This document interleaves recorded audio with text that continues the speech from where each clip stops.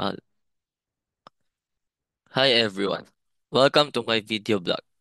I'm Raim Lokenar, and today I want to share my reflections and journey through art art appreciation. Honestly, at the start, I thought this subject would be simple, just memorizing paintings and artists. But what I discovered was something much deeper and more meaningful. And I want to share how this subject really changed the way I see art, life, and even myself. In week 3, we focused on the elements of art: line, shape, form, color, value, space, and texture. At first, I saw them as a technical terms, almost like definitions you memorize for a quiz. But as we went deeper, I realized that these are the building blocks that artists use to communicate thoughts and feelings. For example, just observing how a simple line can create movement or show calmness, or how color can instantly change the mood of a painting, made me realize how intentional artists really are. Now, even when I see everyday things like posters, book covers, or social media posts, I pay attention to the lines, color choices, and composition. It makes me notice and appreciate the design that goes into everything around us. My takeaway: these elements are not just tools. They're the language artists used to tell stories, share emotions, and spark imagination. And learning this taught me to slow down, look closely, and appreciate even the smallest details. In weeks 4 and 5, we explored art history. We traveled at least through slides and discussions. From ancient Egyptian art with its strong religious symbolism and focus on the afterlife, to Greek art known for grace and idealized human figures, then to Roman art, which felt more personal, depicting everyday life and domestic scenes, and finally to medieval art, where we saw a balance between sacred themes and expressive details. At first, I thought, why do we need to learn about artworks from thousands of years ago? But as we learned, I realized that art is a kind of history book without words. It captures what people loved, what they feared, what what they valued most. And it made me realize that each painting or sculpture we see today was once alive, part of someone's daily life or belief system. It also taught me to see that every period every period of art reflects society's changes, how beliefs, politics, and technology shape what artists create. My takeaway: art isn't just about the artist, it's about the society and moment in time that shaped it. And by studying it, we connect with the humanity of people who lived centuries before us. In weeks 9 and 10, we talked about art and gender. Before this, I hadn't really thought about how art can either reinforce stereotypes or challenge them. We learned about feminist artists and groups like Guerrilla Girls, who bravely called out inequalities in museums and galleries.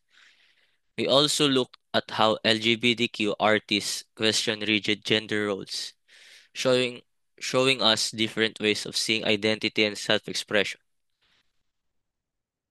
At first, I wondered how this topic connected to me personally, but then I realized art isn't neutral. Images shape what we think is normal or beautiful. And if art can repeat harmful stereotypes, it can also break them. My takeaway: art has power. It can it can question society, amplify voices that are ignored, and and open our eyes to perspective beyond our own. One one of my favorite activities was the Getty Museum Challenge. We had to recreate famous artworks using things we had at home. It sounded funny at first, like a TikTok trend, but doing it taught me how creative we can be with so little. My takeaway: art doesn't have to be expensive, big, or professional to matter. It can happen anywhere. On a bedroom floor with a lamp and old clothes. And it reminded me that the heart of art is creativity and storytelling, not perfection. We also had museum visits, first exploring artworks displayed around our own campus, and finally visiting the National Museum of Fine Arts. I'll admit, before this, I wasn't really into art. I thought it's just a picture on walls. But seeing real life artworks by national artists changed that completely. Standing in front of a painting like Spoliarium was overwhelmed. The size, the detail, and the raw emotion felt so much stronger than any photo or slide. I remember thinking, wow, this is what art can feel like. It's different when you're there and you can see the brush strokes, feel the story, and sense the passion of the artist. My takeaway: experiencing art in real life makes it more human.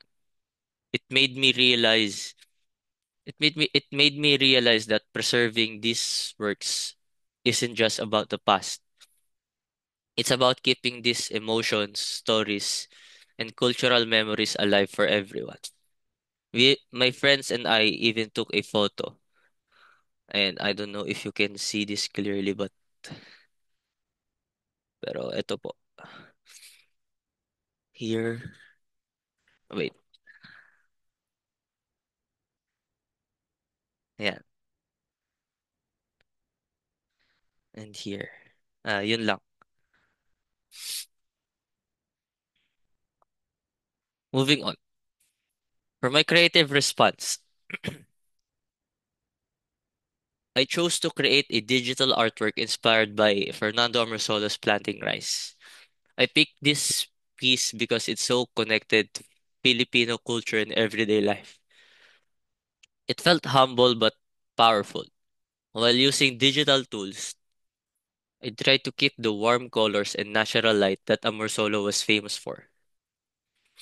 My takeaway: even when we use modern tools, we can still honor traditional stories and keep them alive in a new way.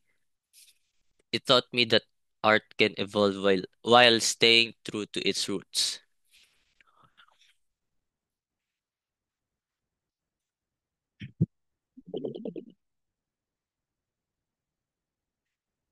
To conclude this vlog, when I started Art Opry, I honestly thought it was just about memorizing styles and names.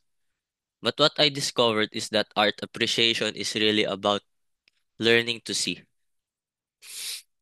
Studying the elements of art made me made me notice details I never saw before. Learning about art history showed me how every piece is shaped by its time and culture. Talking about art and gender taught me how art can challenge unfair norms and give voice to people left out of history. The Getty Museum Challenge showed that art can be fun and personal. Visiting the National Museum opened my eyes to the power of seeing real artworks up close and made me appreciate art even though I wasn't into it before. And creating my own piece taught me we can keep telling olds we can keep telling old stories in a new ways. In new ways. So, how do I see these learnings shaping me beyond college? It means not stopping at first. It means not stopping at first impressions. It means asking, why was this made? Who made it? What does it mean?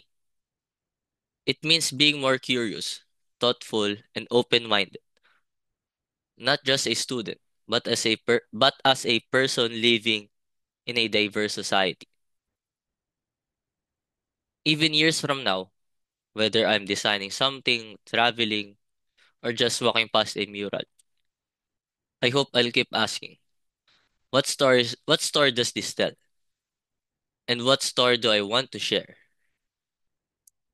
At the end of the day, art appreciation taught me something simple but important. It's not about being an artist or an expert. It's about being someone who chooses to see, feel, and reflect. And through that, understand the world and people around me a little better. Thank you so much for watching. I'm Rhyme Locenario, and this has been my art apre journey. Learning not just to look at art, but to truly see and feel it. See you next time.